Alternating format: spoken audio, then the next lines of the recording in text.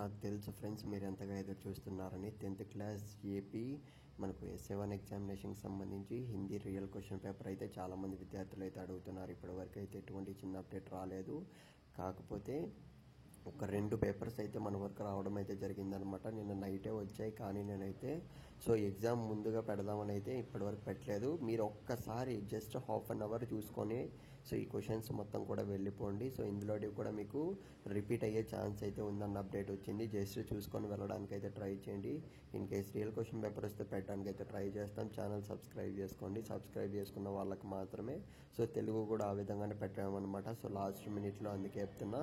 ఇకపోతే 10th class students నేను అడిగేది ఏంటంటే, మీరు ఇంకా ఏ క్వశ్చన్ పేపర్ అనేది టఫ్గా ఫీల్ అవుతున్నారు, ఏది కష్టంగా ఫీల్ అవుతున్నారు? చాలామంది అయితే కామెంట్ అయితే చేయట్లేదు 10th క్లాస్ స్టూడెంట్స్. నాకు తెలుసు మీరు బాగా చదువుతారని, టాలెంటెడ్ అని, కానీ ఖచ్చితంగా కామెంట్ అయితే చేయండి. అప్పుడే మాకు మన టీంకి అయితే అర్థమవుతుంది అనమాట, మిగతా విద్యార్థులకు కూడా అర్థమవుతుంది.